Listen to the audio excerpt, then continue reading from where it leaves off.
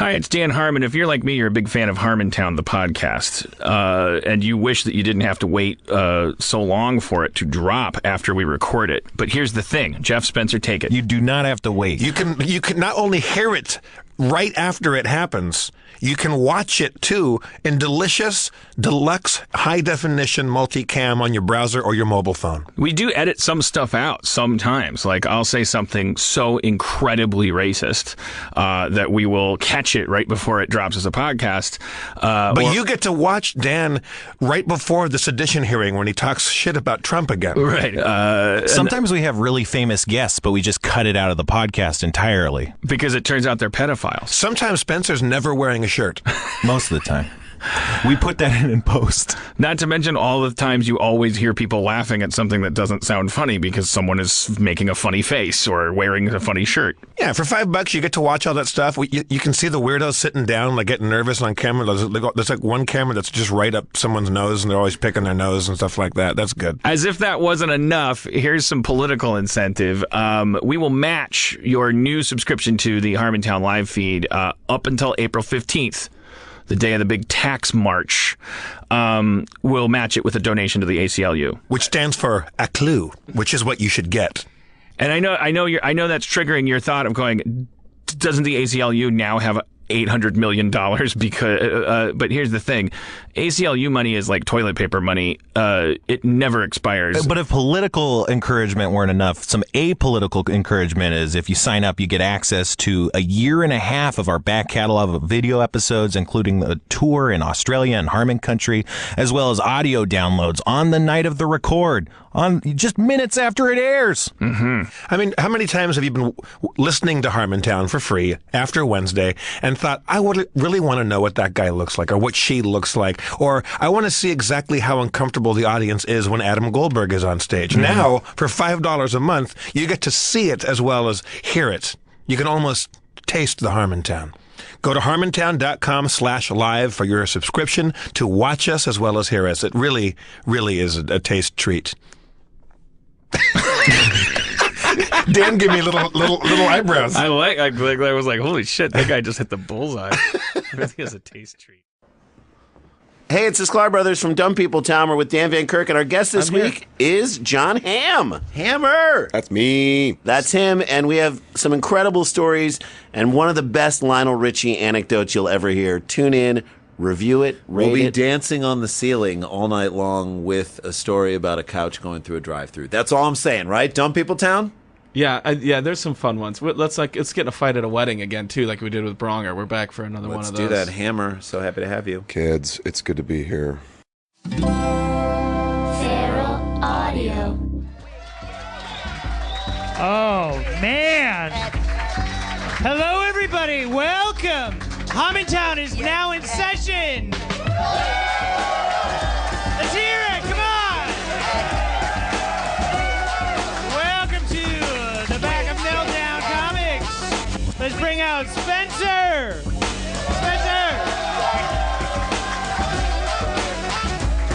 Spencer right here. I forgot to introduce myself. I'm Rob Schraub. I will be comptrolling in the place of Jeff Davis, who could not be here tonight. How y'all feeling tonight? Everybody feeling good? All right, let's bring out the mayor of Harmontown, Mr. Dan Harmon.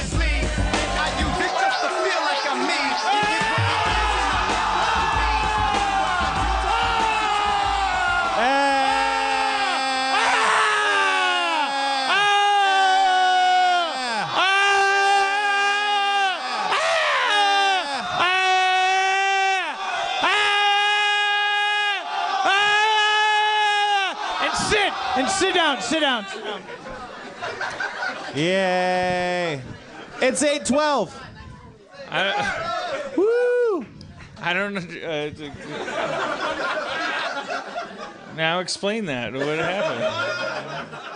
When you were in the bathroom at El Compadre, Rob shot me a mischievous look. I said, "Now, Rob, that's not a normal man's look. You've got something cooking up right in your mind right now." And what'd you say, Rob? Well, basically, just he suggested that we do what you just saw happen. Like, what did you? You tweeted them or what? I didn't tweet shit, man. I've been on Twitter since Bill Paxton died. Aww. We lost Bill Paxton. I'm really bummed out about that. Who's really bummed out about that? Some people make fun of it. Yeah. I'm pretty sad about it. Saying Game Over Man is definitely trivializing a human being's death. Yeah. I would say. Like a lot of misguided people when Harold Ramis died, like, oh, he's seeing Venkman on the other side now. It's like don't do the thing where you relate their death to their product. Like No, I don't think not when you're genuinely trying to eulogize. Do it in the privacy of your own bedroom. When did you find out? I don't know. This morning, I guess. See, I mean, like, it just hit me. It Yeah. just hit me. It was like so. He's like one of those guys that you think is going to be around forever, and he's just gone. It's like Miguel Ferrer died earlier this year. It's And we also recently lost Milo Yiannopoulos.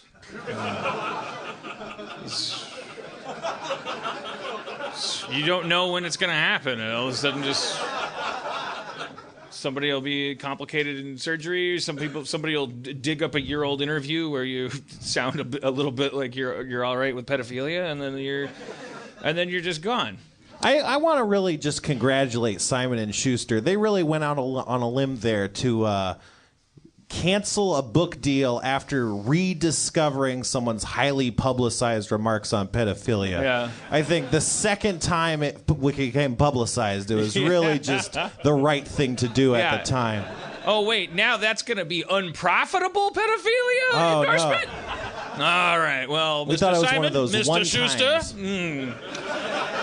It's too bad because he's such a nice, likable person. Right. It's like Well, you as can he would listen always to him explain, forever. he was just being funny. He was just very funny. He was just a very funny person. He would always true. say, Yeah. I think the funniest thing about him was how he would continually talk over anyone whose show he was on. He had no basic improv training. He would not give and take. He would just like no matter what show he was on, you would just be hearing him talking over anyone that was always talking. Not a funny person and not a talented person, just a tragic attention whore, and that's fine.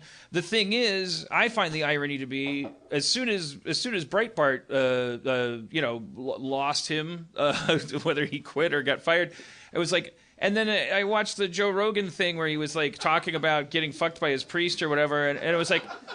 I think the interesting thing about the left versus the right is that the left would like to hear about your bullshit like after we know it's related to human trauma, and the right would like to hear about it right up until that time.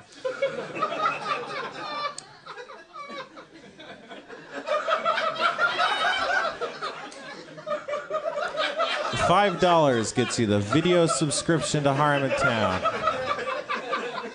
See what Rob Schraub is doing. All right. Well, I'm not gonna try to do a regular show tonight. Come on! It's the Oscars. It's the Oscars. It's Thank the you for not Oscars. going to the Oscars. The Oscars tonight, are on everybody. right now. They're on. The Oscars Right? are Who's won? Who's two? Suicide Squad.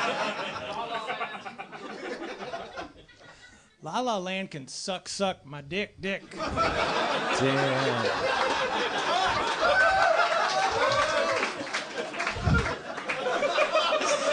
And it can too. I saw. What is this concoction? Somebody. That's Fernet Branca. That's what Jeff usually Wow, drinks. wow. I feel like Reanimator, man. I thought my thoughts on Milo were very cogent and timely, and now they're lost to the ages. How you doing, Dan? I haven't seen you in a while. We discovered some new planets, Rob. Okay. Have they been named yet? No. How many planets? I don't know. Let's name them. I don't know. I don't know anything that you don't know. I know NASA like said on Monday, they said we got some shit coming out. And then on Wednesday they were like, here's the thing. There's like some things, and there's I was getting it third hand. There was like correct me if I'm wrong, there is a solar system that has multiple Earth-like planets? There's like 7 new Earth-like exoplanets or something. That's it? Revolving around a single star solar system. Something Only like one that. star? So imagine, like, if How many moons? Imagine if these planets are, like, actually, like, so you've got to figure, like, before we had gasoline, before we had electricity, we had telescopes, we could see what was going on the moon. So if these planets are, let's say they all have sentient life evolving on them. Sure. Like, we would be making first contact with people, most importantly, even if they weren't technologically more advanced than us, they would already be, if they had telescopic contact with each other, they would already be like the New York to our Wyoming. They would be, because they would have grown up, like in the year 1400, they would have known there were fish people on the planet, like a couple of What if the orbits fish people over. were like 100 years behind us? Or ahead of them, whatever. It doesn't matter. Well- Like we will be making contact with a solar system that will be like, why are you people so racist? Because, when we were getting to that point, we could see fish people waving at us, and we could also see them beating up snake people next to them, and we were like monkey people next to giraffe people, going like, stop doing that, and they were like, you're right. You should stop doing that too. You're right. And then we're gonna be like, we're gonna be so intimidated by them that we're gonna be like, Not me. I think. I don't know. I just think it could be an ironic development where they're like, we're like totally technologically the same, but they're kind of snobby, like they're more cosmopolitan, and then we end up going like they're looking down on us and going like, you're still racist, and we'll be like, yeah, that's right. I hate this Mexican guy and he hates me because we're from Earth.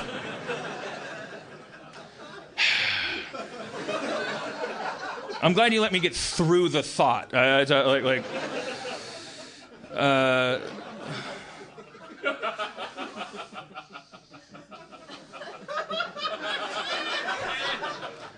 right, our guests tonight have a feral audio podcast called Dumb People Town. Let's bring out the Sklar brothers.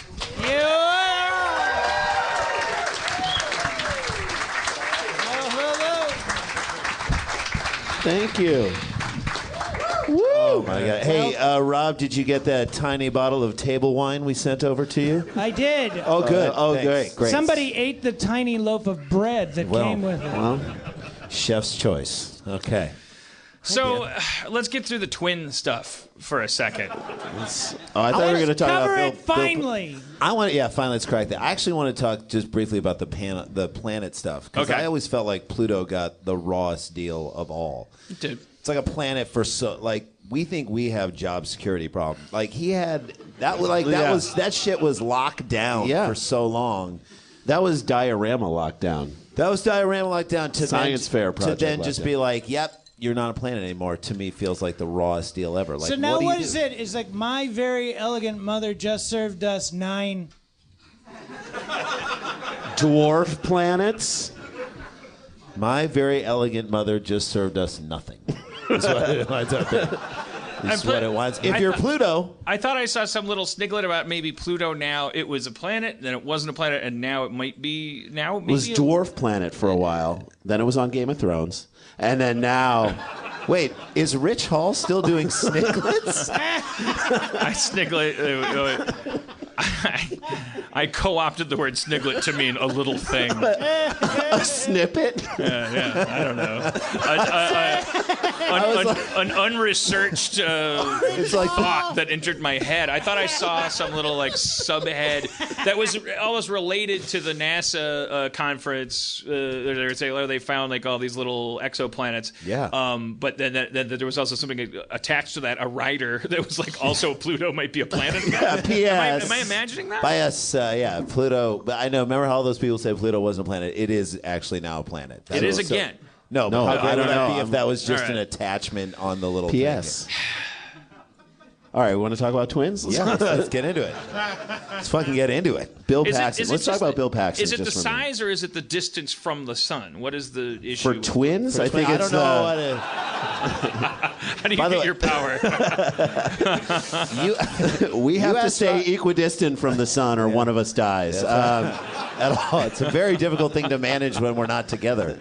No. I actually found out about Bill Paxton last week.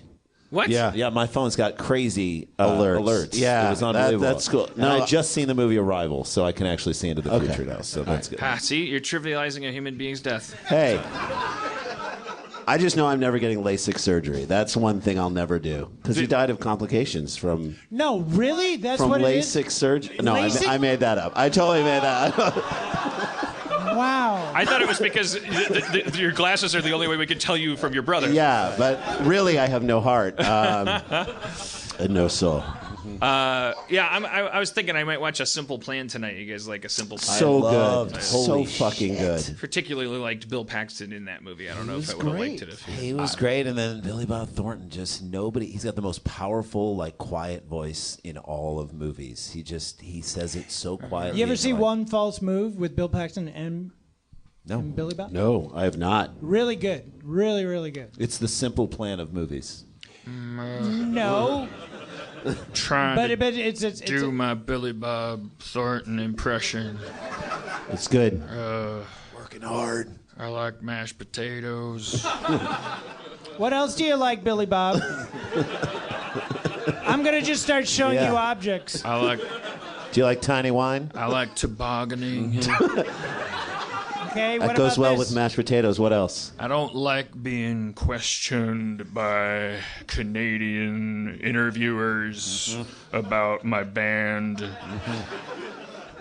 What is he looking at? I don't know what Billy Bob is looking at. I'm focusing. Just down on the floor. I have to focus all of my energy into my impersonation lobe. I love it. I'm not gonna do a fucking awesome Billy Bob and then also be like, who wants pizza? No, That's right, or make eye contact. Or make eye contact. Yeah, at the very least.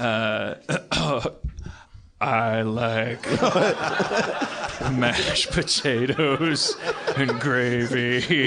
See, it doesn't work. No, you went from zero eye contact to the creepiest, I will never look away from you eye contact. He looked through Jason to me. Like, that's how. Would you ask Tom Petty about his influences? Yes. Yeah. Did you you've seen that Canadian that clip, right? On YouTube? Yeah, yes. Fucking amazing. That's my favorite part. Would you ask Tom Petty about his influences? Yeah. Pause. Yeah. Of course. It's one of the first things Don't I'd you want ask. to know? Yeah. Who you influence? That's the first thing they cover in the Bogdanovich thing. Yeah, it was huge influence It's a by Elvis. sidebar item on Wikipedia for all musicians. Right. If you Wikipedia Prince, it says what his influences are. Billy What are Bob. Prince's influences? Billy Bob. What are they? Billy Bob Thornton? Yeah. Yeah. Billy Bob, what are Prince's? Prince's I'm sorry, I just... Prince's influences are Oh, God. I'm trying to hold it. Captain EO, For sure. That's a good one. David Bowie. I feel that. Feel it. It's a good. You And- started with Captain EO and then went to David Bowie. In that in the order of most influential. Captain EO. David Bowie. Yeah, David Bowie. Not a close second, but definitely a second. The Muppets. James Brown. All right. All right, twin stuff. So, Sorry, we made you jump That off the twins. Twisters. Oh, commercial. twin stuff. All right. Well, all right. So wanna know? what? So what do you guys do? You have private time? Do you go like at the end of the day? Like, do you go okay after tonight? Do you go home? You don't Do you go live home in the same house? Yeah. Like if one Both of your you wives- stubs We just- their toe, do you the other No, feel it? we- Now come on! Somebody stub this guy's Hang toe. on a second. That is an extraordinarily fair question. That is a Yeah. super valid question, and I don't want to stomp on the validity of that Thank you. question. I don't want to Thank stub you. my toe on the validity of that question. I don't stub my nose in the face of that question. Good. No, although Quite simply, that is bullshit. It's such horseshit. Although I will say this, recently we were about to go do some shows on the road, And when we have a really early morning flight, we'll call each other in the car as we're driving. We don't live in the same house.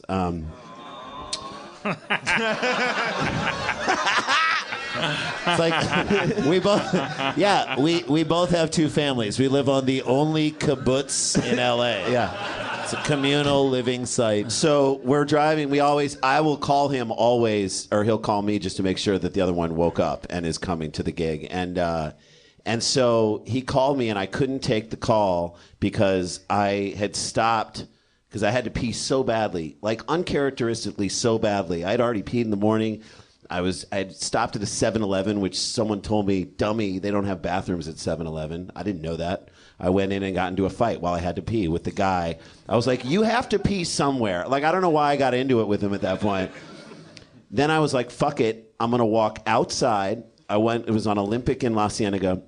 I went around to somebody's house and on an apartment building and peed on the side of an apartment building because I had no hope. I had no chance. I ran back into my car. I called Randy back, and I was like, I'm so sorry. I saw you were calling. I didn't want you to freak out that I wasn't up for the thing, but I had to pee so badly that I just peed on the side of a building, and you said, I just peed on the side of a building. Is that true? No, that is true, and that is so fucked up. That is the most twin thing that's ever happened, is that we both drank too much coffee before going to LAX. And that was creepy. That almost made us want to stop doing comedy. That moment right there. But if we looked at your text messages, like, are you guys just nonstop checking in with each other? I just wonder, I just brought you out as the Sklar brothers. Right. Like I didn't call you Randy and whatever the other one's name is. Yeah, that's what I do. Jesus, you've been hanging out with us. Like, you've been called brothers. You've been booked as the brothers. You're in Burger King commercials as the Sklar brothers. You're brothers. You're so like what? But there's obviously there can't be any, because you were born that way. Literally, there is no buildup of resentment or craving for individuality, right? Unless we find out right now. Jason is not a planet. Yeah, no, I've been demoted.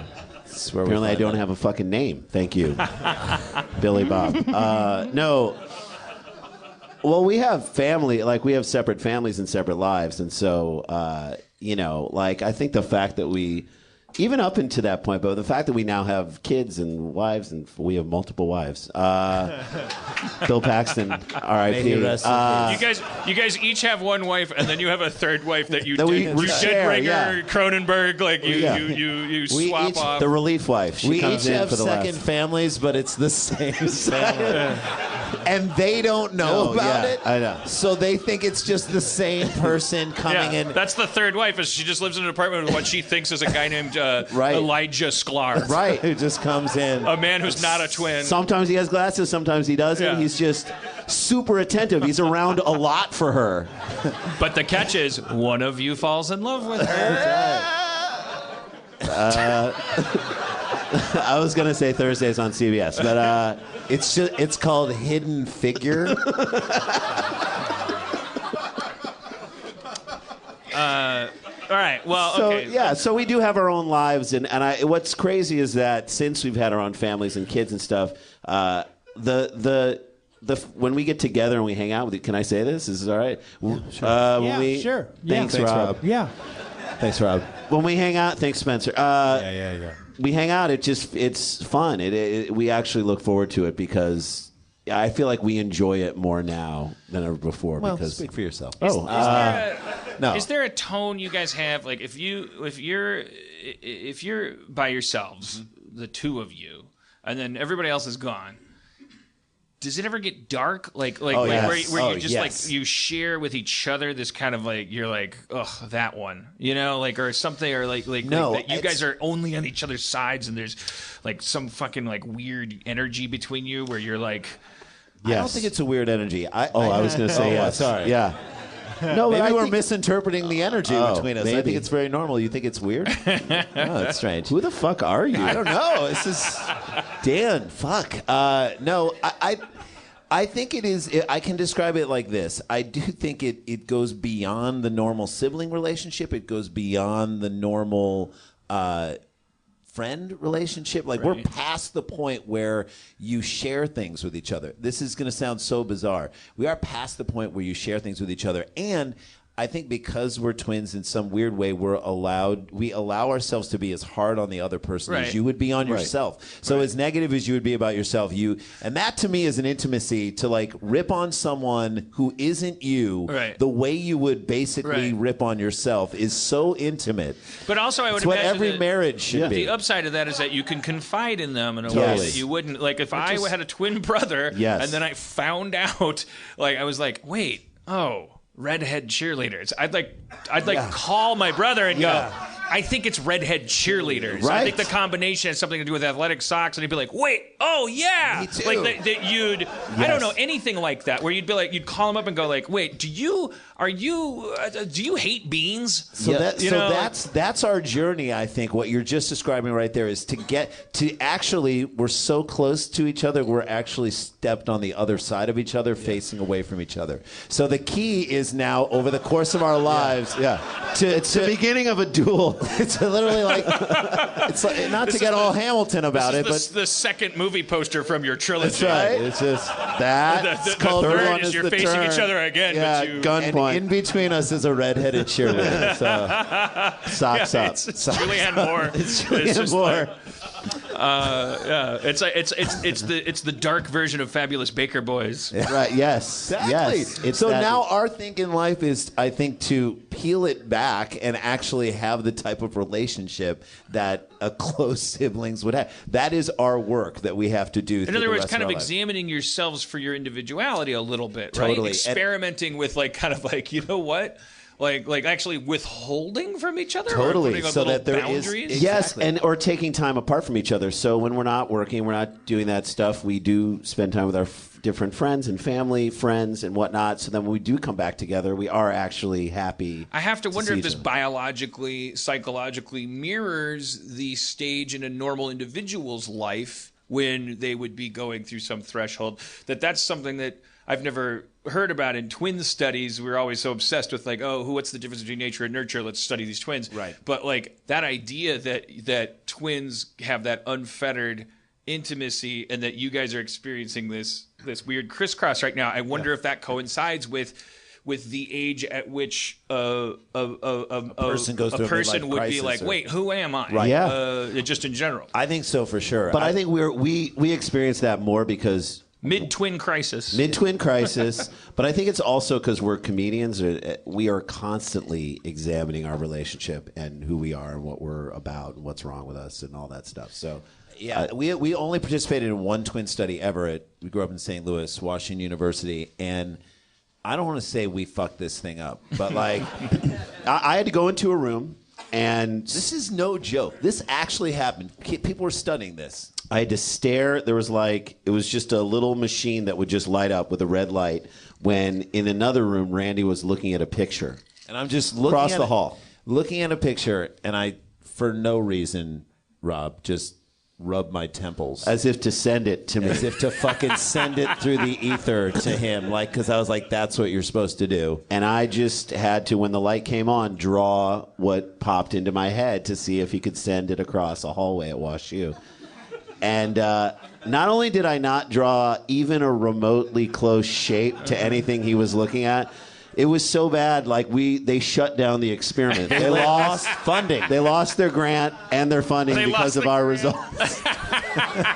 What did you draw? I drew, I remember he was looking at a tree, like a very tall tree, and I drew a star. Nothing like a tree, rounded edges and all that stuff. You were looking at a cow, and I drew a car. You were looking at what? Can you remember what the other ones were? I can't. You were. I think. Why don't you get in my head and find out? Okay.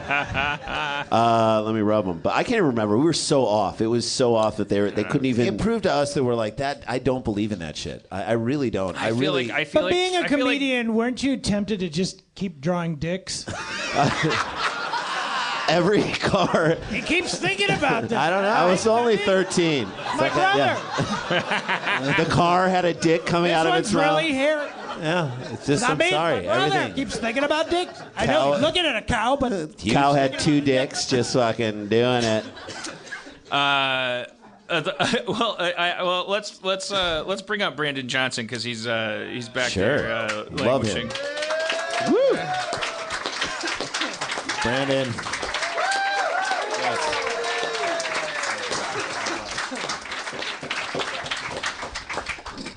Hi, Brandon. What is this shit about Pluto, man? Yeah, right? Is it I just heard back there all that talk about it. I don't know what's going on. Is it a planet? Is it not a planet? Riveting. Riveting. I could see Steve Harvey starting like a stand-up act, just like, what is this shit player. about Pluto? Now, you a woman, right? Pluto, you a planet, right? You a planet. Speaking of comedy and comedians, Hello. I just drew a dick in my mind, Rob. I was at this function and Martin Short was being given an award, and he just fucking murdered. Were you guys Martin Short fans? Huge. And then when he did Jiminy Glick, I was like, that is the most electric character. Martin Short was my guy. When I was in 6th grade, it was like that was, I think like a lot of us, we start just by imitating people. Mm-hmm. Like I would just do Ed Grimley and you started SCTV. Let's see that. Yeah. I'm mental, I must say. Why Awesome. Why is Billy Bob Thornton doing mental? Ed Grimley? Why, Billy Bob Thornton? Why are you so mental, Billy Bob? I want mashed potatoes, I must say. Wow. I must say. Wow, you must say. I'm completely mental. Oh my God, that's fucking. Why are you holding a triangle suddenly? If you do this mouth, you could do John Lithgow. Oh my God. Brandon, who are your childhood comedy people? I love like the Broadway Whoopi was one of the first things I ever saw. The young comedian special, Robin Williams, is one of the first things that I ever saw. I had to we had an old ass TV and we got HBO and we had dials on the shit. So I had to back in the day, if you got cable, you had to hook it up and you'd have to dial for maybe a half an hour, just turn a dial until the cable hooked up with a raw signal. I fucking remember it. 3 o'clock in the morning, dial, and then Whoopi Goldberg, Around the World in 88 Days. And I was like, what the fuck? So you like the character pieces, like the one-woman show kind of I'm going to do 20 minutes as this person. And I mean, that's what you were like. I mean, it's just my earliest memory of somebody who inspired me. But I didn't think I wasn't one-woman show type. That's why I was in shock. I was like, this is a one-woman show, but it's funny. Wasn't you molested when you were a kid or something? That's always how you can tell if someone's giving a compliment or they hate something. How high their voice goes. Ask me how her one-woman show was. How was her one-woman show? It's good. Hated it. Okay, now ask me how her one-woman show was. How was her one-woman show? It was good. That means it was really good. Holy shit. Wow, A lot of okay. characters. So you loved it. A lot of characters, Wait man. Wait a minute. Right, That means all of my one-woman shows have been terrible. No, they were good. They were really good. They were great. Oh, really? They were great. They're pretty good. All of them were great. Okay. They were all great. Wait a minute.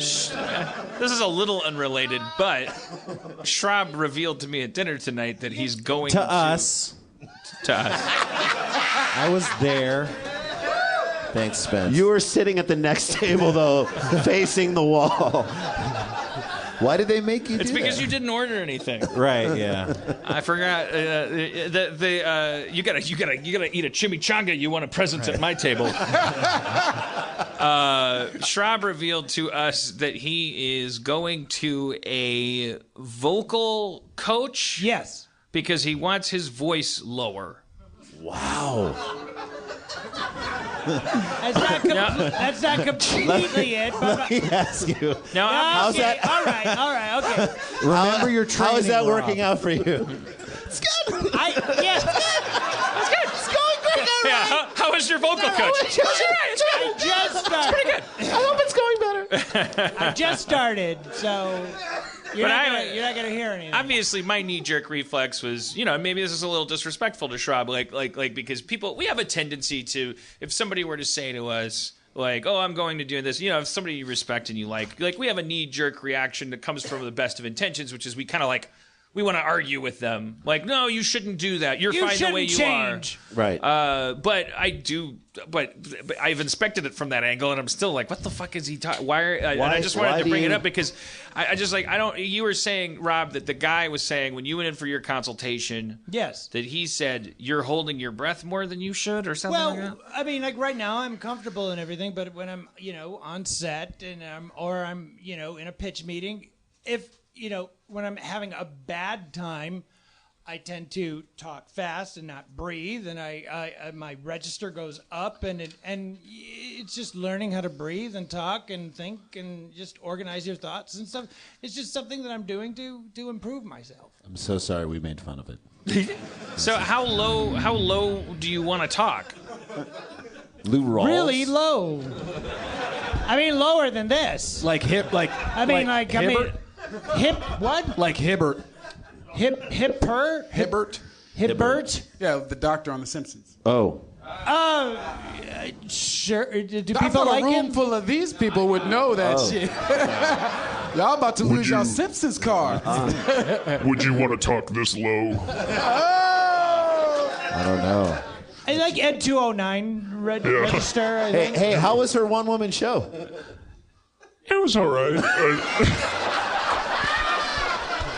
Even that guy. It was okay. You didn't really find anything you liked in it? Well, there was this one part. He must have loved that It was actually part. kind of a mind blower. Martin Short came out. Yeah, Martin Short came out. Okay. Martin Short was good. He was good. Yeah. And then, he introduced Chevy Chase. That's good.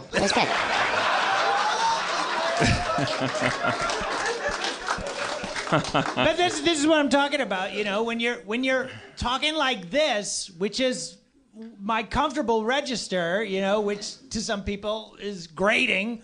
I just like, I'm just trying to fix this fucking problem, which is my life. I think a lot of people like your voice. I Is this think thing I still like on? it. It's what makes you A lot of distinctly people you. don't.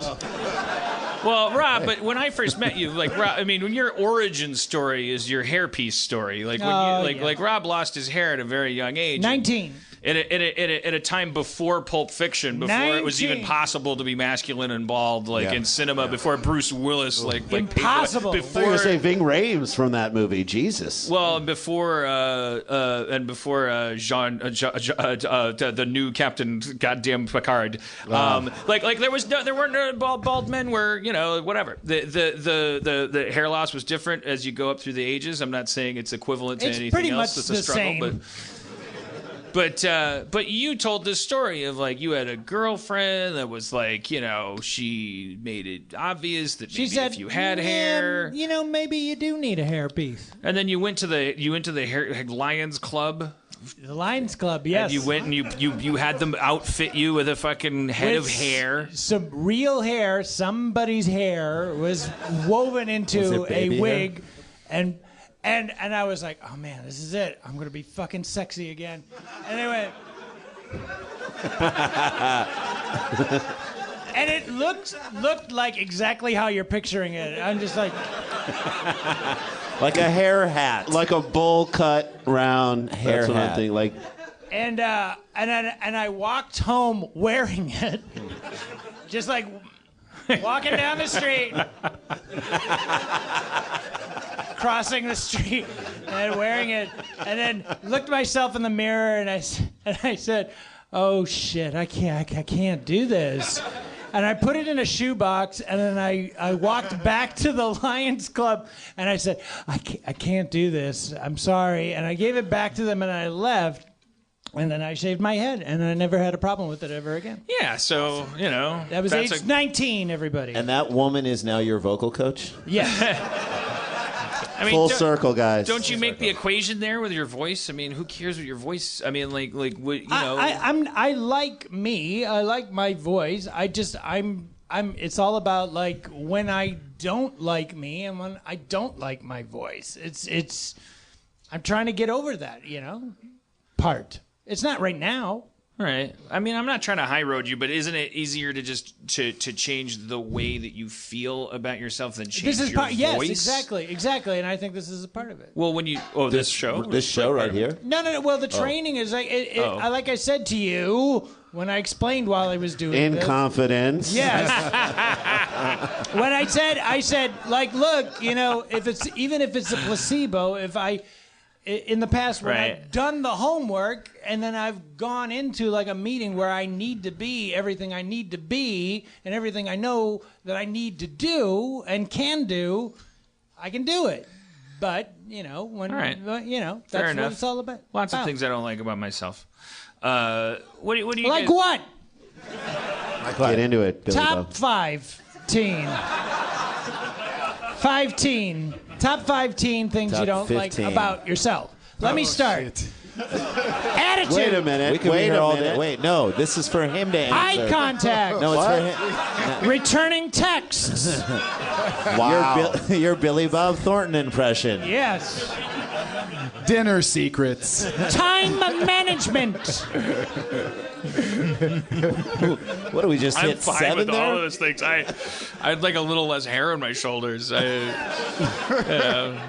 and I wish that my toe and fingernails didn't grow, but I guess that's a universal human thing. It's just gonna happen. I feel like we should have invented. That'll happen after you're dead. I wish that the hair on my legs didn't stop just short of my ankles. That was because you were abducted by aliens. That's what you told me, like in 1997. All right, well. Were you? I think it's because I wore my socks too much when I was a kid. I don't know. No, you said I was abducted by aliens, and that's why the hair on your legs doesn't go all the way up to your kneecaps. Well, which one is it, Harmon? Socks or aliens? Which one? I don't remember that conversation. Maybe I was defending myself against a new adult friend who was inquiring about my body hair. I don't know. I don't remember. It was 1997. We've known each other since 91. I thought this was from dinner the other night. Last night, tonight. Well, back then in the late 90s, we were getting into alien abduction mythology because we were trying to write a screenplay about alien abductions and things. And I was researching a lot of it, so I was starting to think about my frequent nosebleeds and maybe body hair patterns because they were being mirrored in the testimonials in the book. I no longer believe that. I think it's probably. How's your guys' body hair? I think I have more body hair than you do. Yeah. How is that possible? I don't know. But you guys must text each other you must how's have been, your body hair and go doing? and go like, do you have that thing with your nipple? Like, do you or, I got a lot of hair.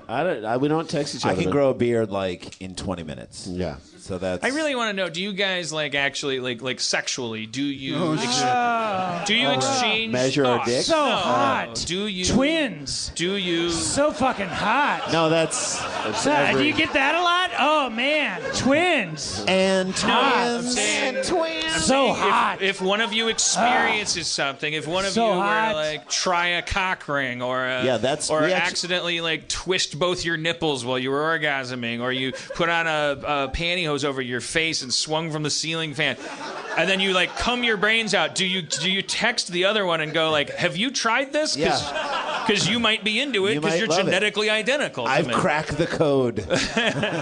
We haven't yet, but maybe we should start. All those things you suggested, I just made a mental note. I was like, maybe, yeah. It's possible all those things are things people do because they don't have twin brothers. So you guys have maybe we're all more darker and private and a little more suffocated in our cocoons, right? And you guys are just get to be more mainstream, like you just lay the pipe missionary style and roll over and smoke a cigarette. That's right.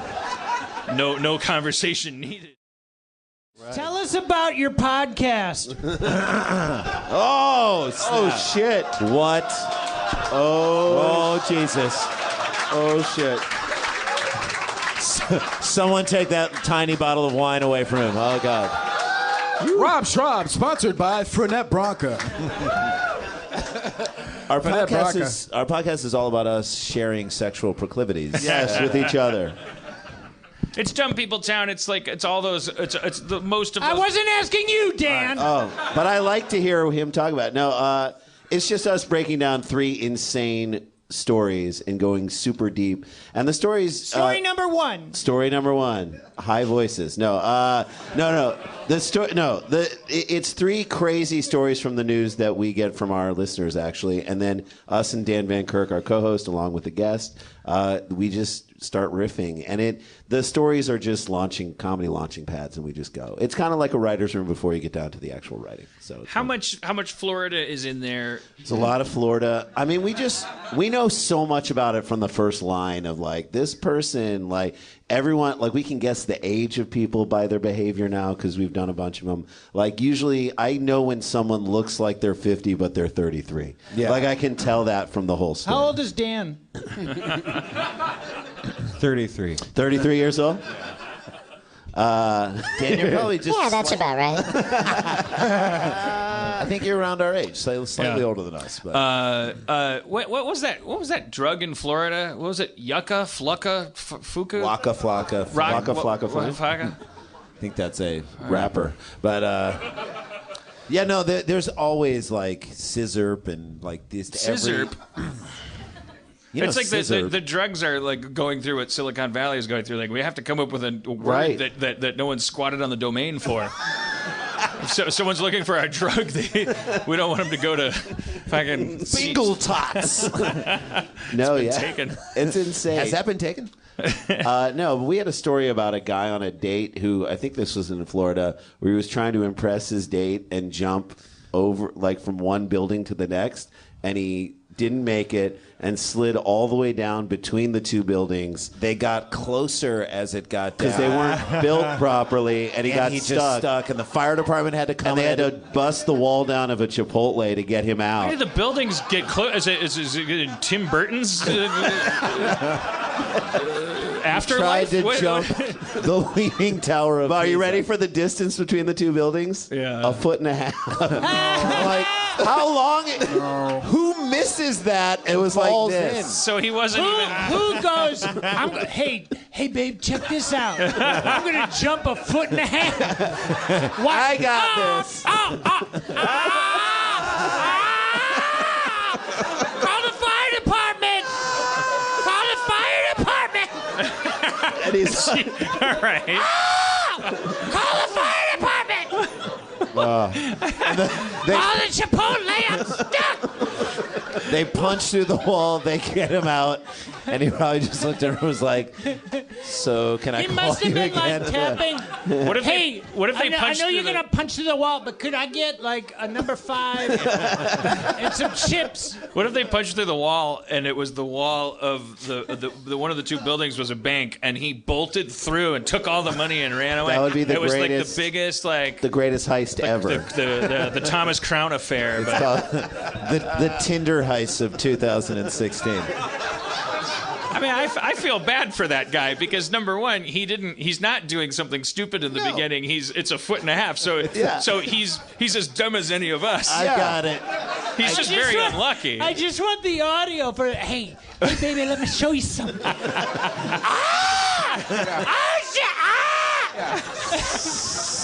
Just fingernails coming down. Right down the bridge. How long of a fall was it? Like a couple. It was a few stories. I know it wasn't like only a one story.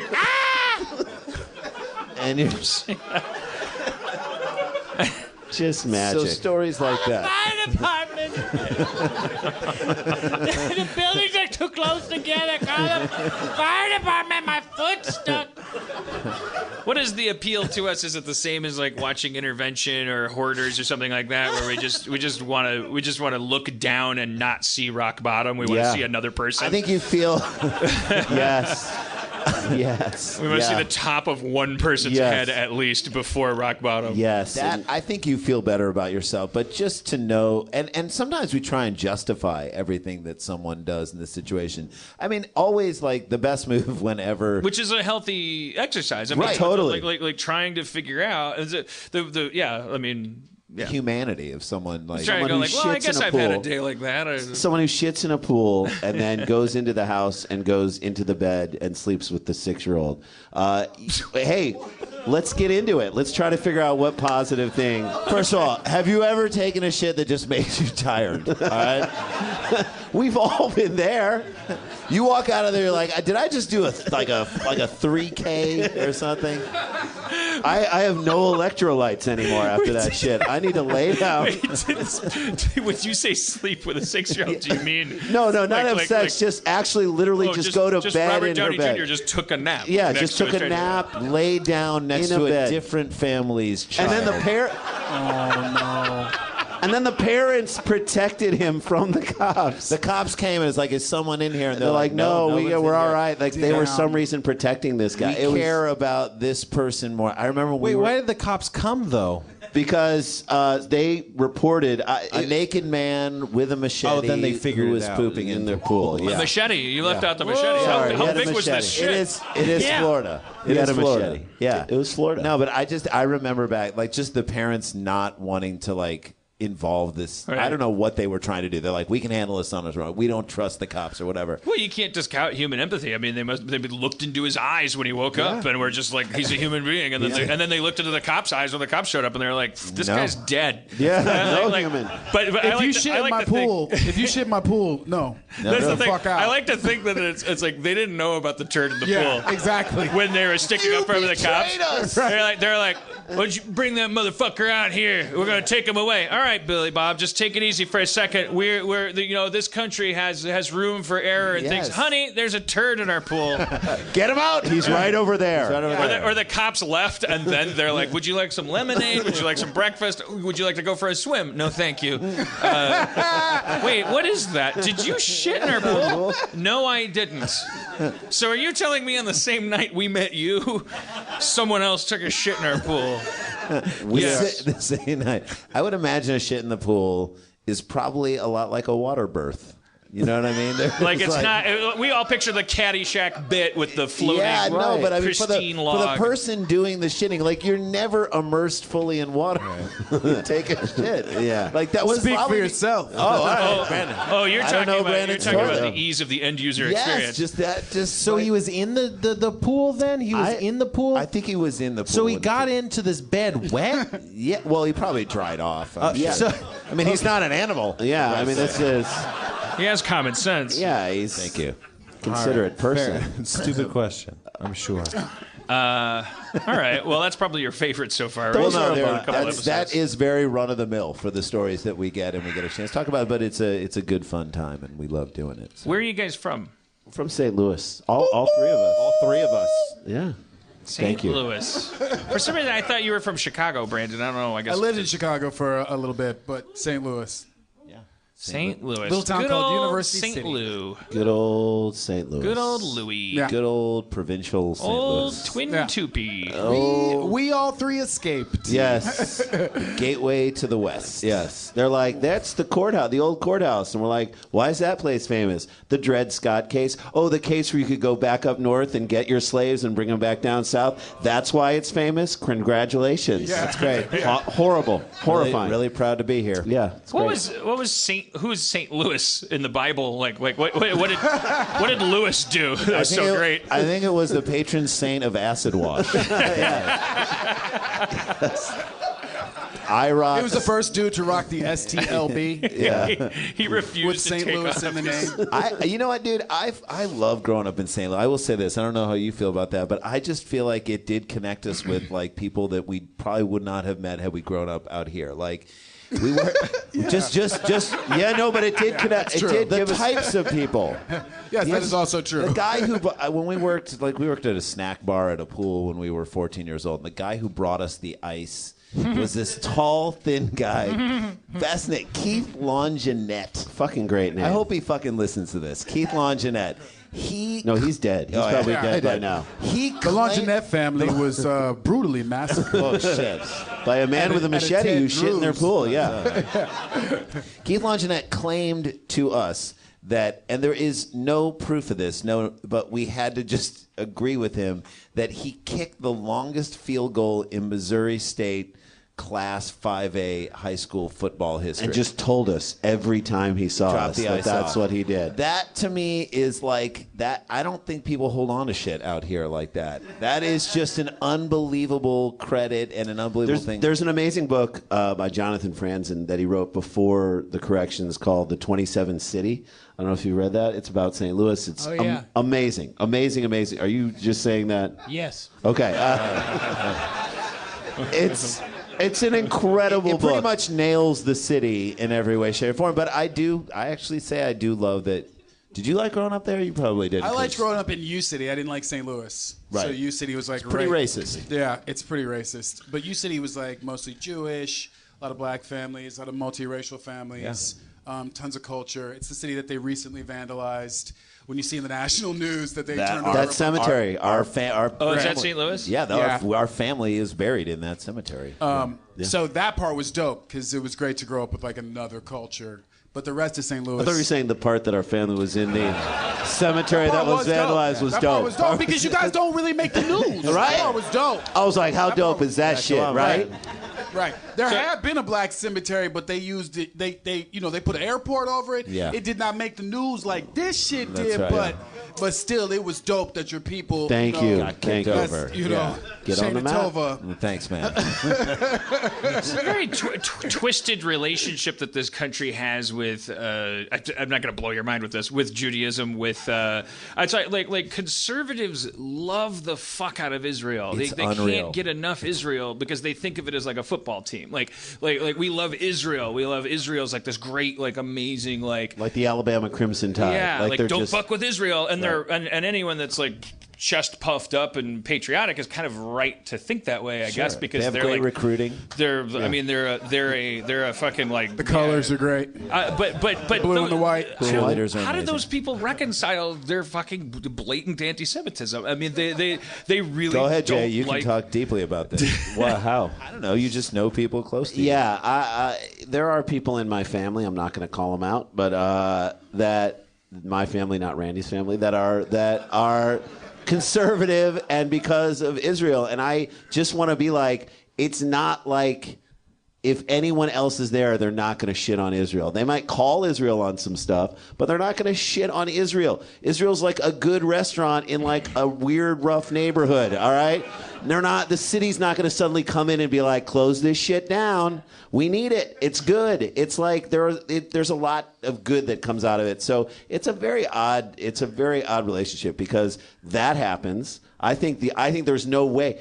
Desecration of a Jewish cemetery has not happened even in the Bush administration. I think it's completely because. Sorry, I didn't mean to derail this on something. And by the way, No, Jay, this is the Jay part of made the show where we But go no, but here. I do think it's because Trump is like, oh, Steve Bannon, come on in, and so now anyone who has like aligned feelings like that, they don't feel like there's going to be any consequences for what they're doing. So now, like more and more Jewish community centers are being threatened. More and more, the cemeteries. Dude, Steve Bannon scares the fuck out of me. I'll be like about to pick my daughter up from ballet, and I'm standing outside the Jewish Community Center in Silver Lake where she takes ballet, and I'll just be in the parking lot, and like people are picking up their kids, and my wife will call me and be like, "Did you hear what Steve Bannon did?" I'm like, "No, what the fuck did Steve Bannon do?" All right, I'm in the parking lot. I'm like, Paisley, what the fuck did Steve Bannon do, hon? It's like, no, he thinks there's gonna be this is like the fourth revolution, and he wants a fucking civil war, and he wants everyone to fucking kill each other. So I don't know how he's gonna make I'm money. goddamn terrified, and I'm He's terrified. a wasp. I am a goy, whatever you call me. I'm a fucking whatever I am. I'm a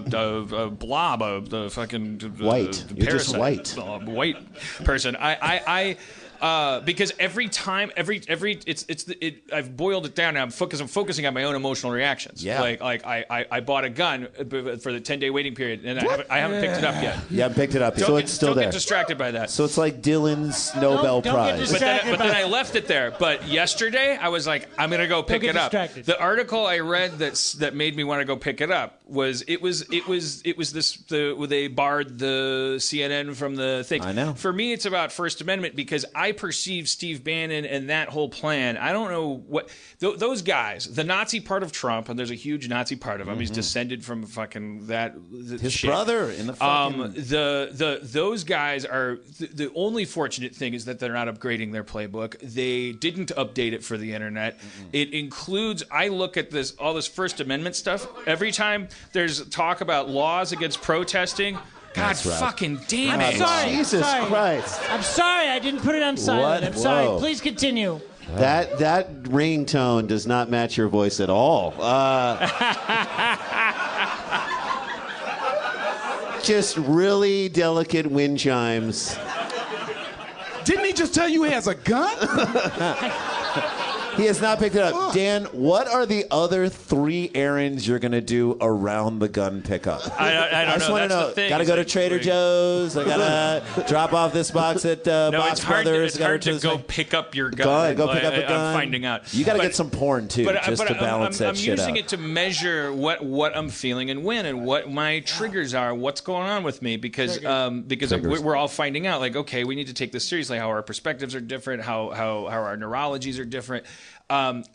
For me, every time this First Amendment stuff comes up, particularly this idea of the press as the enemy and all this stuff, I perceive it as those guys, like that's the velociraptors testing the fucking electric cages, because they're just piling up, the zombies piling up against the shopping mall doors in Dawn of the Dead. Like if they could get thicker and push it down, they would. Yep. They because there's a Nazi playbook and there's a fascist playbook. There's Get rid a of the totalitarian media. playbook.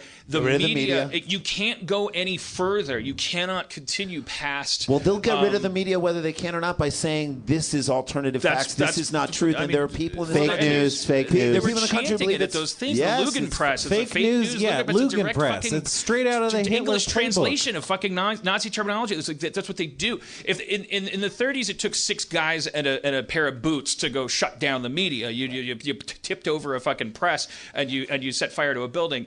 They're doing the equivalent of that, and that makes me. It's their intent. You know, like when a kid hits you in the nuts as hard as he can with a Nerf bat, and you're like, it's disturbing to you. It's like it's separate from whether or not it hurt. It's like the kid thought that he was gonna fucking hit your nuts as hard as he could with what he thinks is the biggest weapon he has in his hand, and there's an offense there where you go, nephew, cousin, whoever you son, are, yeah. so the fuck nuts. Like, wait, you don't do that. Those are my nuts, and that's a bat. Yeah. And it doesn't really matter how clownishly ineffective they've been. It's the fact that what they would have when you see their intent, when you look into their dead eyes and see what they would see the future be, when you see, that's why these policies are important, because like they don't fucking care. Another parent told me that the other day that Trump was on the TV and their like 2-year-old kid pointed and went, Trump. Like with this just sad, like the same way you would, like because he's like Grimace from McDonaldland or the Hamburglar, it's like the kids are learning the mythology. He's not a good guy. No. You don't hate it. People I mean, there's just hatred. There's just it's 9/11. No, it's not. It's not 9/10. by our clock. We go by a really specific clock here. Anyways, whatever. But I was uplifted. I mean, look, there is this. It's not a silver lining. It's not like, and I know that 2 years from now, 4 years from now. What is the silver lining? What is the silver lining? The silver lining with any crisis is always that it's like a forest fire. It's and like the shit'll silver go. lining with a zit getting so fucking gigantic that you can't ignore it. The silver lining is that it's ready to burst. It's the when those graveyards got desecrated. One of the things that I saw was a Muslim group saying like, hey, can we get to like it's the shit coming out into the open, like where the funny, smart, progressive, decent people have nothing to fear in the light, and only the bad people will continue to be more and more recognizable because they will continue to advocate for shadow and darkness. They will continue to say everything should be secret, everything there should be boundaries, there should be borders, there should be all these things, and that could be a really healthy thing for admittedly a side of the political spectrum that in times of peace and prosperity did nothing but someone brought their chihuahua, and that's fine. Hey, just sat on a duck. That's fine. That's good. Wait, you don't think the silver lining is that everyone who voted for Trump, who believed that their life was going to get better, their life, because he doesn't give a shit about them, gets so much worse? and they lose their health care, and they see that there is no They lose way, their money. lose their money, and they see there's no way out but to commit suicide. That entire electorate dies, and then we lose those fucking people voting in the next election. Booyah! That's called natural levelers. That's human gerrymandering. That's right. We draw a different. Wait, did you see recently? We talked about this on our other podcast that Arnold Schwarzenegger, just in a random tweet, did you see this? No. That he was like, it's amazing that like when Congress is less popular than like herpes, and Nickelback, like he dragged Nickelback. And Nickelback was like, whoa. You don't fuck with you fuck with the nickel, you get the back, bitch. And they came back so hard on him, and they tweeted back at him like, "Leave us out of your stuff," and they went after him, and then he apologized like immediately. Look, I was going for unity.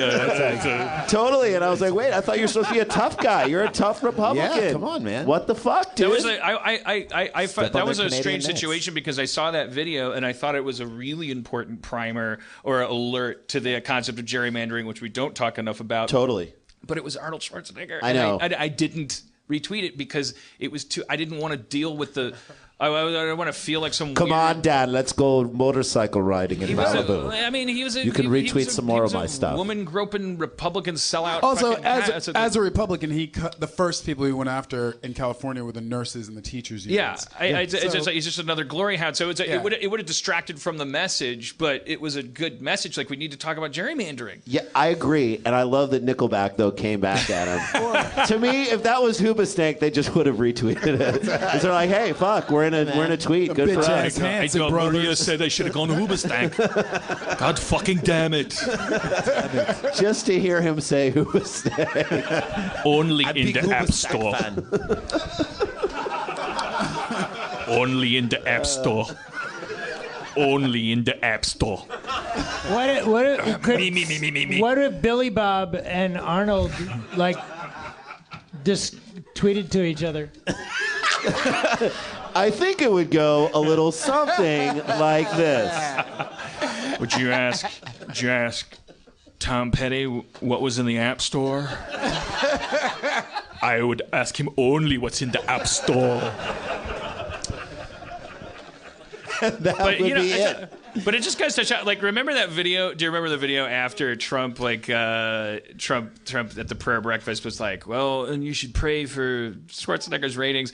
And then, and then Schwarzenegger released this video going like, hey, Donald, how about this? And it was like the swirling things that go through your head are like, well, first of all, okay, so now we're just the WCW or whatever. Yes. Like, it's like, are these guys all with playing worse actors? Like, the only thing missing is Mean Gene Green, like going like this between them. Is that what they want? But then the other thing you go is like, God damn it! Now I love Arnold again because it's like that like charisma and empathy and just faces and heads on screens is what we're so subject to, and that is the whole problem. We gotta get away from that. He groped at your heartstrings. He cornered them in an elevator and took a Tic Tac and just went to now town. he's paying for the baby that the two of you made. That's the thing, though. There's too many. That's all we found. Like we're primates, so we look at each other, and sometimes the different people have different effects on us, and we gotta outgrow that. I'm a writer. I know all about like the need for heroes that we have, but that's a biological impulse. So is taking a shit. We do that in a toilet. When we elect our leaders, we need to like overcome our urges, and our urges are for like barrel-chested leaders who are smarter and more capable than us, and who are John Wayne this and all this stuff. And like the Democrats need to lead the charge, I think, on just being like, this is not a human concept. This is not an individualistic concept. The idea of leading 300 million people. And then by proxy, 8 billion people. I think Alec Baldwin should be our next person, and he should that just kind of flies in the face of my theory. Well, I know, and yet it's the only way we can win. It's the only way to go. But it's almost like in the wake of our, the old European countries that do still have, like England. It's like they have the Although royal they family. fucked up the Brexit, they really did. We should have this popularity contest where we have a symbolic leader of this guy's shaking his head. So, you must be British, right? No, you say we already have it. It's the Kardashians. Right. You seem that concerned that if no one argues with me, we're going to revert to monarchy. Touch the motherfucker, man. Yeah. It's a bad impulse. It's a bad impulse. Like the idea of a monarchy being necessary. It's a Well, okay, of course, but not a monarchy. Not a monarchy. It wouldn't be a necessary monarchy. It would be a symbolic one. The king and the queen they they're don't not do necessary in anything. England. No, they are though. Fuck that. They satiate an urge They people are. have to go visit a museum and look at a fancy hat and say, "Oh, we're the best." She's running shit. There is this great, but seriously, there's this great thing where they hide it and they're like, "No, the queen doesn't have any power. She's got a ton of fucking power. Parliament doesn't convene unless she speaks. So don't trip." They're still right. in some crazy ass Mordor All right, I want to shit. assure you guys, I was not tripping. Nobody was tripping up understand there. that Everybody want to say the queen is not complicit, but she's complicit. By virtue of the fact that we would be adding one, it wouldn't be a powerful office. We would be adding to the office. That's really what Totally we're supposed adding. to have already done. We're supposed to let elected representatives and officials do some of the grunt work, and we're supposed to take care of each other. We're in this position now because we keep trying to hire people to take us out of this position in a true American sense, where we're like, I want to send my congressman up there to get you health care. When the reality of the situation is, had we been together, none of this shit would have happened in the first place. It's not Democrats or Republicans. This shit is on us. That's true. When did this become like? Go ahead and applaud. Yeah. That's true, but it's also, isn't it like an American tradition and right, the idea that that's fucking grunt work. It's civil service. Like, go represent me on Capitol Hill. I have potatoes to farm. But I they have really want to children do raise. it. When you talk to a congressman, when you talk to a politician, they actually really do give a fuck. Not all of them. A lot of them obviously. do. But a ton of them are like, hey man, my calling was building neighborhoods. My calling was figuring out a way for you not to have high so you're premiums. saying just that we need to put, like, maybe if each of us put 10% more of our day into the being represented part of representation. I'm saying you could actually take your power back if you paid attention to what was going on just one block over. Just one block over. Don't have to become an alderman. Mm-hmm. Don't have to become the mayor of your city. But take the block to the left or take the block to the right. And if everybody on a block did that shit, Yeah. we'd be way better off than what we needed our elected representatives to do. That We'd probably be is way a better good time to bring up this thing that we're like. You guys heard of this indivisible thing? We talked about it, I think, last week, maybe. But like, there's this thing online. It's kind of a guidebook for what we're talking. It includes that. The sad thing is that it's sort of taking a lot of pages from the Tea Party's playbook, because it's observing the fact that a small but passionate group of people that were filled with hatred and had their heart in the wrong place still managed political efficacy just by working on a local level. They showed up in droves at town halls and did this shit. So you can tell this indivisible playbook, and if you just Google it, like, there's an audio book that's like an hour long that reads through it in your car. Don't listen to this episode. I give you permission to spend that hour listening to this thing. It just kind of Whoa. Don't listen to the second hour. Okay. But it's like, it basically just says that. I mean, I you know, it's like if there's not 20 people within a certain block radius of you that have started something, start it. And here's how you we know start that's how it. And here's what you gentrification do. worked, was that people called the cops once they moved to neighborhoods that had crime. People called their friends and had a visible presence in that neighborhood. So we know that it works for real estate prices. Mm-hmm. The same thing would work for each one of us trying to take It care works of one for another. the school. It works for schools too. Both of us sent our kids to public schools here, and one of the reasons why the public schools in our neighborhood are good is because the parents are fucking involved. It's that simple. That's it. That's the end of it. Teachers can only do so much. We have the same shitty classrooms and the shitty chairs that every other school has in the city, but our parents go out in the community and raise a bunch of fucking money and put it in and be like, we don't want the music teacher one day a week. We got to raise this amount. Which is classist, but a great role model to begin with. It is. They're going to argue that charter, because people say charter schools. Well, this isn't a charter. This is not charter. This is public. Public. Okay, it's a wonderful thing that we can all bring the most money to the picnic and then look over at the other side of the park and see motherfuckers starving. True, but I'm not knocking that. What we should have been doing was passing legislation so that all California schools got picked the fuck up. Completely agree. Or tax weed. And we know that. That's the thing. We know People aren't fucking with this. Fuck a Bannon. Bannon can't fuck you up now, really. The truth is, we kind of let ourselves down. They can't. I think Bannon could really fuck it Here's up. the bottom line. You know that churches, maybe you don't, but churches are already coming up with safe houses. Maybe we got to go back to the days of abolition where the Quakers had to hide the slaves, and we got to hide people who have come to this country. I don't say illegal. Maybe that's what we got to do, but goddamn, that's what we're about to do. You asked about the silver lining, and just real quick, the silver lining is that you all know how to Go fight. real slow. You're getting there. You know how to start this fight. You know how. That's the silver lining. The silver lining is instead of your $4 intelligentsia, now you go into these motherfucking meetings, kicking $3 down and make some posters and showing up. That's the silver lining. You get to become you now more than you've ever been you before. Yeah. I mean, that's the silver lining. Now, a lot of you are moved by that, and I don't want to pull the wizard's curtain down, but Brandon, now pitch 1980s Manimal. Let me tell you something about this film. You're still. You guys said to Hollywood, we want men, but we want animals. But we want to be able to find it. You understand? So don't confuse us with a name. Don't be tripping. We want it to be simple. Yeah. Manimal. Boom. Now, There you go. A man is an animal. He is just an effective speaker. That does not mean he's not telling the truth. All of his ideas could are sell bullshit. you anything. Everything he says have you had a ends chance in to applause experience break. gonorrhea? No, Brandon. This is what I'm looking for, Dan. With these, this is all I want. This is the voice you need.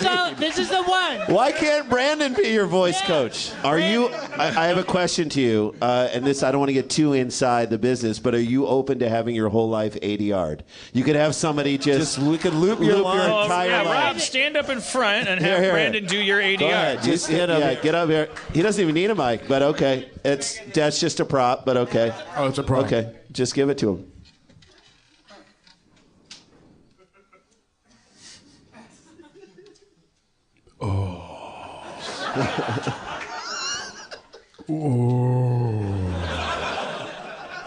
This is working. If I speak slowly, my voice will be low. Now I want to see, can we compound it? Here, Brandon, you use this mic. Check, check, check, check. Check. Check, check. Oh, God. Another day as a 19-year-old.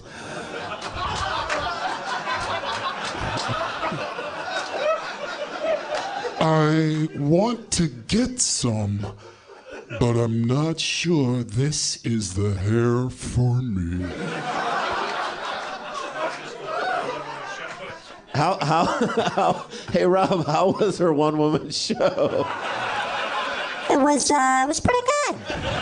So good. So pretty good. You're not.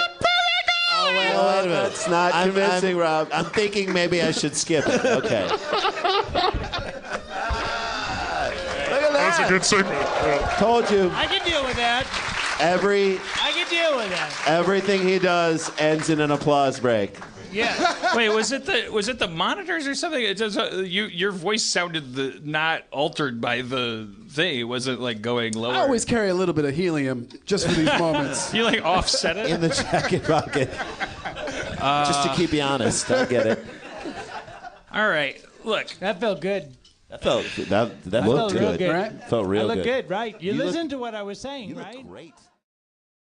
A friend of mine. Was it me? His son is a younger lad.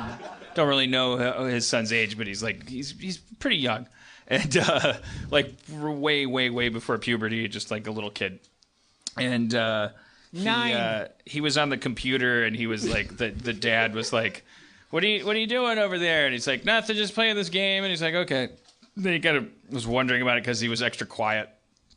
And he took him and went and hung out with him or whatever, and then he came back and he looked at the History. the Check history, the history. which is this is a new thing now. Like the way I learned about sex was like weird hustler pages in the mud next to a printing factory, and I don't think Andy people are talking Kamenetsky's about how dad's the basement. internet is like oh it's this awful thing. Well, it's one pipe of everything coming into your home. I think it's like again I was by a storm drain like crouched over a crawdad river. Like, I don't know how healthy that was. I don't know if my girlfriends are happy that that's how I saw my first naked lady. But, but and YouTube's like very like. But anyway, so the kid he was just saying like he went through the search history and the kid had searched for the word vagina.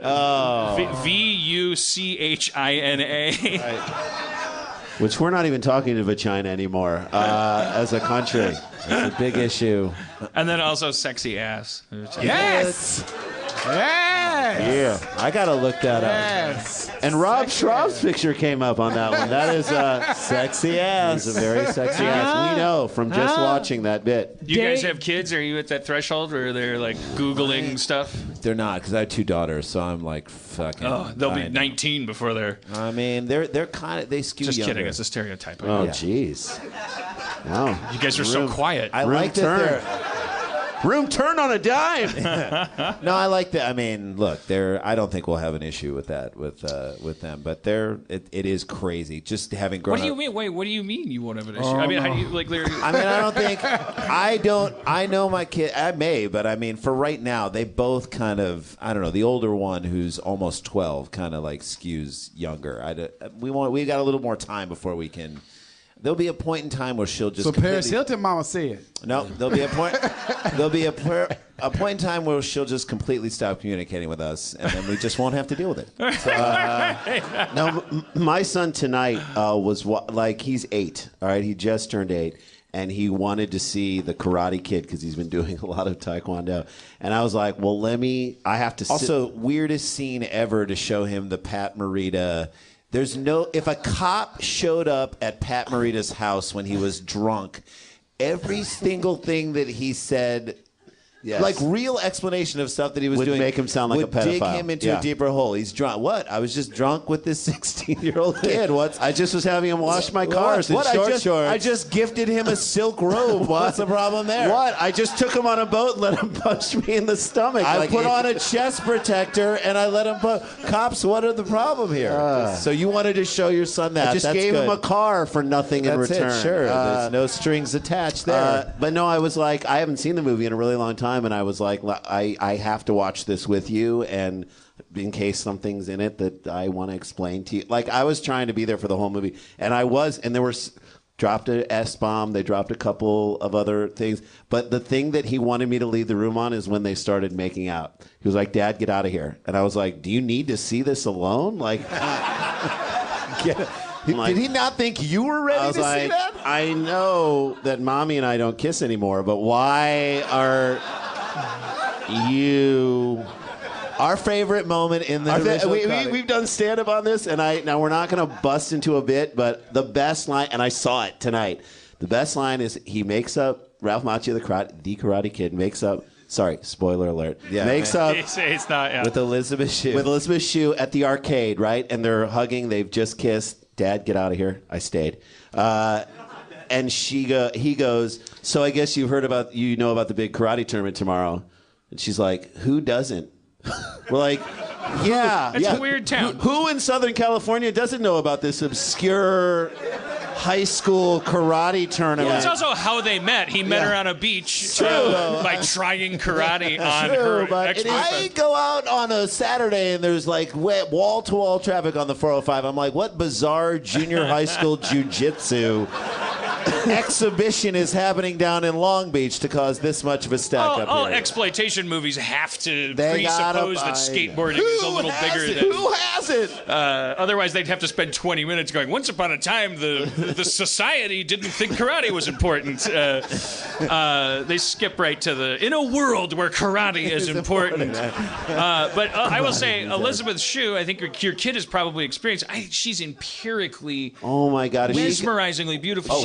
and movie. she's still hot. We got to do a scene with her in like CSI or whatever we did with her. She was still beautiful. And the whole time. That movie, like that character coming on screen, it's like that launched 1,000 ships. I mean, it did. It was like, it wasn't Ralph Macchio we were enamored with. No. We identified with him and waxed on and waxed off with him because we wanted Elizabeth Shue, and she was like that was the 80s at its fucking most perfect. It was like with the sweaters and the little barrette and the. All right. Perfect. Oh, you watch that movie again though? It's like she plays like 25 and he plays 14. And meanwhile, really he was weird. 22 when they did it, and everyone was like in high school. But what do you but this is the thing, because this dad that told me about that story, he's like, oh, okay, he looks at the search history for China, and and I've heard this parents over and over and over again, all the stories, the stand-ups and things, telling stories like, oh, they're walking on their kids on YouTube and they've Googled things and they're looking at things, and it's like this ambush where it's time to have this weird talk with your kid about, and all of these stories end with this sort of like. And so I said this and that, and sometimes the parent is the hero of the story because they said something so fucking weirdly, like navigating all these highway cones. But that's as good as it gets. It's like there is no healthy, like we have all of these like toxic ways. We have all these ways that we worry about our kids learning about sex. We don't have any ways that we look forward to it. We have demonized it. I want it to be awkward. I want it to be as awkward as possible. Like as stand-ups, I think in life, or just as people who look at life and try and create, you want the most. If it goes really smoothly, that's great. Then your life is good. But don't you think we need as a society to adopt some kind of standard? I think we have the most fucked up attitudes towards death and loss, and like we're all fucked up. It's all like that. DIY every step of the way. Wiping your ass, showering, like I didn't really. Everyone should have a bidet. I mean, but that's starting at another point. But like controversial, right? Guys, I'll lay that shit down. Hey.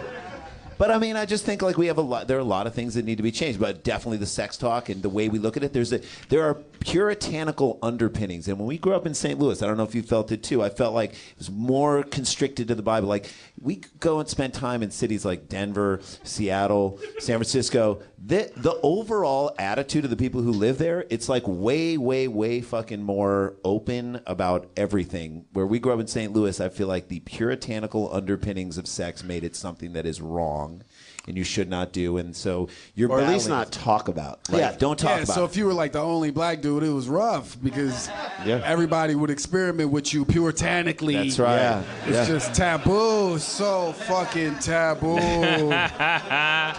Oh, how I miss the racism of sex. Hey, this is the good side of prohibition. Everybody still got drunk. I seem to remember we've had women up on this stage who have recounted. Really? It's true. A golden age of the podcast. I remember a young lady coming up and telling a story of how when she was in high school, she was sort of, it's a classic story in like the movies that we don't. She was branded a slut essentially, like because she was the participant in early experiences of other shitheads that then punished her for that. It's like it wasn't like she went out with a sandwich board and said, "Let's do this." She simply was the person that, or maybe she fucking enjoyed it. She did not. She came on the show and said she did. She did not enjoy it. No, okay. she enjoyed it fine. She did not enjoy the being slut label. I'm not saying she enjoyed. branded. Yeah, maybe she just enjoyed the experiences themselves, and she should be allowed to. Yes, I mean you're not taking a brave stance there. We're all ahead of you. Jesus. Wait. Women should enjoy sex, right? Am I right, ladies? Guys? No. I'm sorry, I jumped off the ship on this one. They should be encouraged to enjoy sex. My wife should be encouraged to enjoy sex.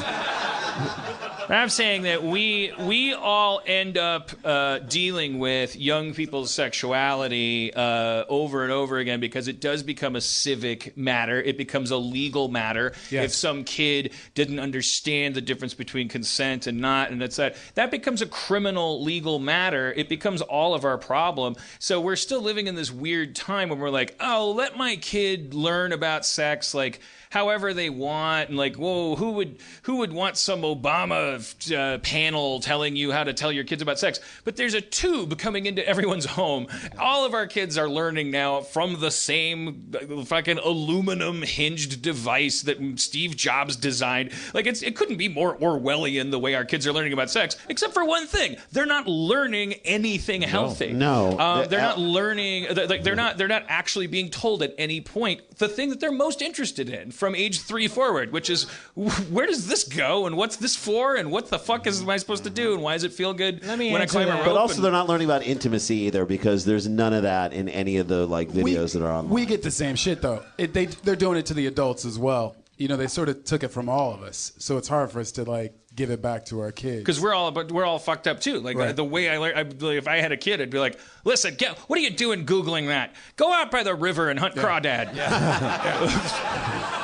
Find a hustler dumpster. I think there's a laptop laying by the creek over there. You can get on that. There's this thing that's like, are you looking at boobs and it's not attached to commercialism? Stop it. Right. But if it's attached to commercialism and you're about to buy something, then fuck yes, look at those boobs. It's called Victoria's Secret. Yeah, you should be being like instrumentally teased by Happy Meals about Hermione Granger. Like you should be doing this on the schedule that Disney deems it appropriate. You know, the slit in Eliza's skirt during Let It Go or whatever should be just high enough. It's up to Pixar. It's up to Disney. It's up to when your kid gets his first hard on. Yeah, By the way, Eliza, not a character in Frozen. Just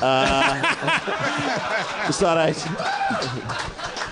I'd. But I know she lets it go. She does. And I know how high that slit is. Right up that fucking slit. Oh! All right, sorry. Why did I turn to the dice? If I had a kid, I'd know all their names. You would know, and you should. Elijah, Alusia, Elise. What are the? It's Anna and Elsa, but whatever. Anna and Elsa. Sorry that I know that shit. Yeah. She should have made mystical pajamas. She should have. If she's letting it go, she should have made comfortable flannel pajamas. In my world. Yeah, they show up. Letting it go to me is like putting on, like super comfortable. Not just. I'm just gonna eat shit now and not care if I'm letting it go. I'm away. How do you guys filter though for your kids? Like, how do you make sure they don't see any of that shit? I mean, you got to be on top of what they're doing. You got to watch what they're watching. My kids got into a really interesting discussion because they're super into Hamilton. They're fucking so into Hamilton, and I love that they're into Hamilton because it's amazing, and it is. Like, we just bought the record. Wait a second. Hamilton is amazing. I'll take another brave stand. Wow. No, it is it's. I don't understand trap music though. Yeah, I know. Love Hamilton. Hate rap. Hate rap. I mean, can we put an end? Hamilton. Can we put an end to that? It's all about the duel. No. It's about history. No, but they do love it.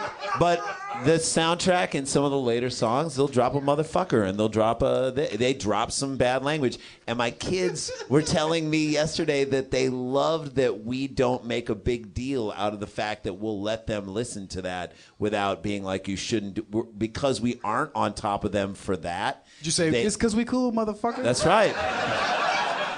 Damn, That's how you bitches. drop your voice. That's how you drop your voice. That's it. Cool, motherfucker. That's it. How would I say it if I were you? $150.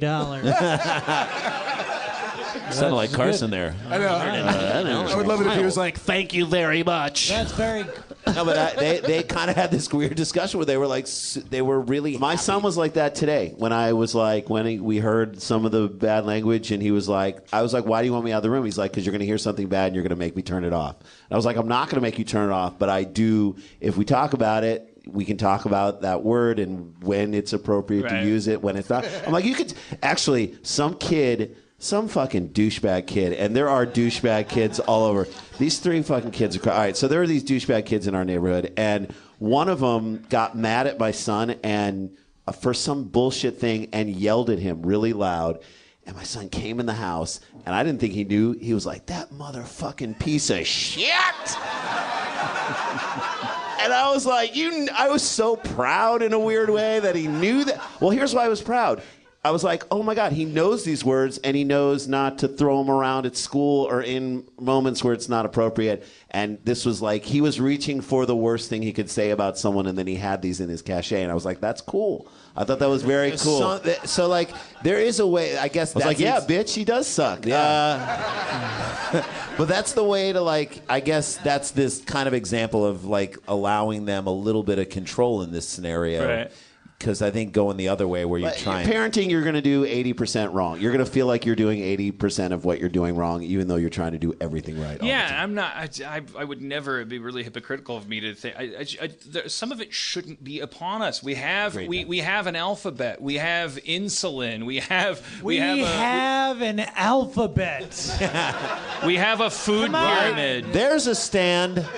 We got this alphabet, people. We have accepted civic, externalized protocol that we go like, this is how much body fat you're kind of supposed to have. It doesn't mean you have to do anything. Just like the alphabet.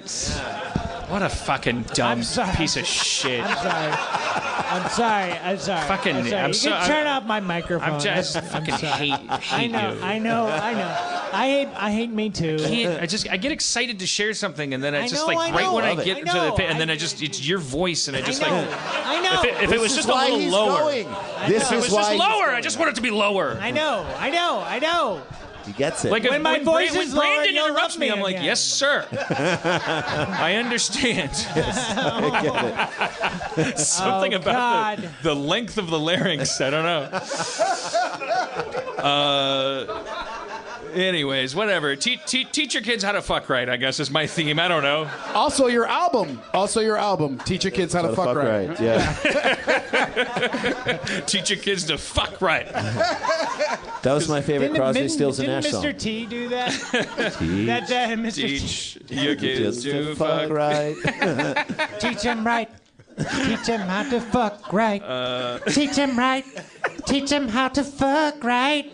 Teach him right. Teach him right. Teach him how to fuck right. Is that the El DeBarge version of that song? Mr. My girlfriend, by the way, Cody. She yeah, thank you. We were talking about this on the way home from that party. Our listener, our friends talk about the YouTube thing. She learned sex from a children's book that probably maybe hippies have, and maybe not everybody has. But if anybody in the audience remembers this book, Richard Scarry. it was Cars, planes, and running a train. Yeah. Ooh. Oh, snap. Thank you. Drop it. oh boy.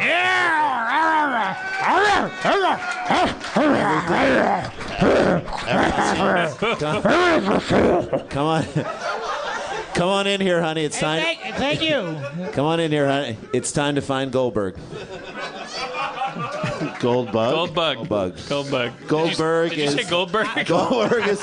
That's what the Trump administration is going to do. Root out every Goldberg. Time to find Goldberg. I broke the drawer on this, on the podium. The fictitious. I tried to situate myself when I was leaning back too far, and I pulled this drawer. Dude, that's front off. Rob, that's what you do to every situation. You break the door on that shit. Yeah, the drawer on that shit. I'm sorry. Don't worry, it's just the luck of the drawer. Oh. Just go into applause. He's used to it. Just go into applause. Claptrap. He needs it, or else he'll keep going. Applause is how he knows when to stop. All right, so just. It's just the luck of the drawer. I'm glad that happened after the planes, trains, and running a train thing. That was good. It's like, come on, that's just a dot. Okay, good. Cuts both ways. Good. Hey, listen, it's about volume. Shots on goal. Shots on goal. You make none of the shots you don't take.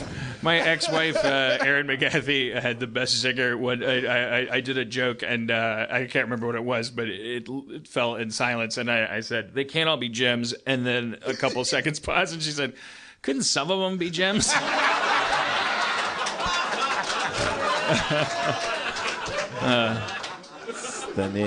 So I divorced her. Yeah. Rightfully so. Here's a gem for you. Serve those papers. All right, vagina, Rob's voice coaching, skin conductance. My chiropractor has me take these reevals, and he makes me put my finger in this thing, and I looked at the computer while he was out of the room, and it's measuring heart rate, skin temperature, and skin conductance. Isn't that an E-meter? Yeah. Is my back a Scientologist? Did he make you confess all your sins into a chafing dish? I mean, he always he always shows me the next week. He goes like, "Oh, here's your reeval based on that." And then if it's like within things that are like look really healthy, he'll go, "By the way, have you smoked pot recently?" Which the answer is always yes. Of course. And then I'll be like, "I thought so. Pot really screws up the numbers." And it's like, this is a religion. You're just a back. Just crack my back. I think you should give it another year. And then not go to him anymore. He makes my back feel better. Yeah. But all chiropractors... Yeah, he makes your back feel better, Dan. They have to have this religion attached to their back cracking. Yeah. Like, where they're like, did you know your back is part of the moon? Like, because otherwise they'd just be like a fucking back doctor, and they don't want that. Yeah. Like, they want to be like part of everything. Yeah. I feel like he's really overstepping his bounds. Like, has he asked you to pee in a cup at all? No. Well, no. How often do you go to the chiropractor? Once a week. That's too much. Yeah, you gotta go. Yeah. You gotta spread it out. No, the chiropractor's where you go when shit's really bad, and then you go to the guy, and then you get it fixed. I got a real bad back. All right. He's not helping. No, he is helping. Is he? I was in chronic pain. Okay, all right. I don't know. He's helping. It's all fake. He's trying to help you. He's trying to help you out, and you're making fun of him. You're giving shit to him. Making fun of this poor man who's trying to help you back. You know, for someone who's taking voice classes, your voice is still so high. I've only had one class. One class. You know, it's one class. You gotta put in the work. He's not gonna lower your voice. I did it yesterday. It's like what Brandon said. If we put in work as ourselves, don't put all the effort on him. It's like what he just fucking I'm not said. the enemy here. That's it. I can't believe he's not done with it yet. That's been empty. How is for there an still hour? half a bottle? Half a bottle still left in there. I'm nursing it. He calls that a magnum. Why is that? All right. Well, One maybe class. we should close with a "What have we learned?" rap. All right. We all look at Brandon. What if we said no?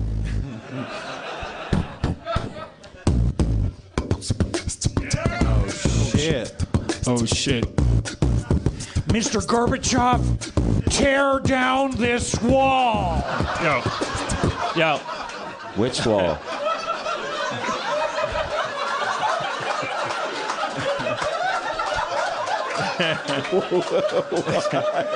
I was a sample. Was I doing 80s beatbox? Yeah, there was a sample to start off the rap. That's what they do in the 80s. They make shit relevant, you know? That is It's hilarious. like a KRS-One political song. I know. I love. No MLK, no Malcolm. Reagan.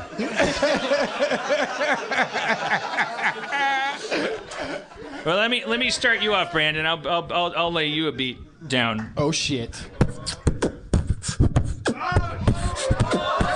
Oh, I heard him double up too. Did you just double up? Oh, doubled up. All right. Did we get a? All right.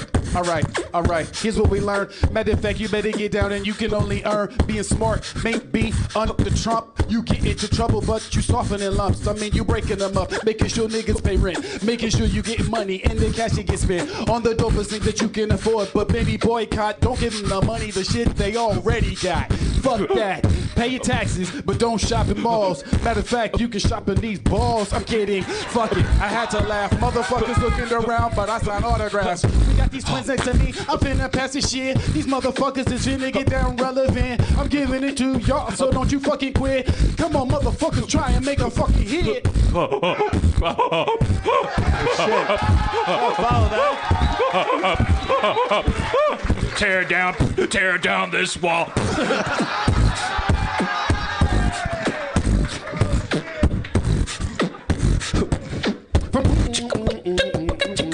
we talking about kids and we talking about families. We talking about his voice because it's so damn high. How was her one-woman show, young brother? How was her one-woman show, young brother? It was all right. It was all right. Oh, that's it? Yeah, that's it. Oh, that's it? That's it. Oh, that's it? Why don't you take it on? The Karate Kid knew that he had to do kicks and shit because he's like you and me. We got kids. We teach them what to do. We tell them what's on the internet and how to poo. We tell them who to be. We tell them who not to be. We say, fuck your kids right. And now you fuck right. That's who we are. That's what we do. I'm like you. I'm not like him, though. Oh!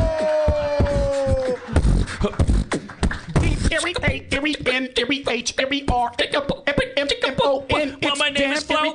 Wait, what? Did you say it? What? Talking at the same time, going to. Well, I'm gonna do some flowing, and I'm throwing to rap without doing mama throwing. I'm on the beach, but I don't mean sand. Gonna fuck your mama so hard with my whole hand. Gonna take 4 fingers and my thumb. I'm gonna rock her up and down one by one with all my brain and all of my mind. I'm gonna take her into the war and throw her at a landmine. Iraq, and I roll your mama. Okay, all right. Well, let's end the show there. Then they applauded. The Sklar brothers, everybody. Brandon Johnson. Spencer Crittenden. And guest comptroller Rob Schraub. Zach McKeever in the back doing the audio. And Chris Baruff doing the cameras. And that's it. I don't know where we are next week. We've been moving back and forth between here and Starburns. We'll watch my Twitter or something to know where we are. Watch his Twitter. Thank you so much. You're welcome. What's the? We're traveling next week. Oh, next week we're in Oklahoma. We're not here. Okay, next week we're in Oklahoma. Go fuck yourself, I guess. You came here for the Oscars, but when push comes to shove, we bail on you.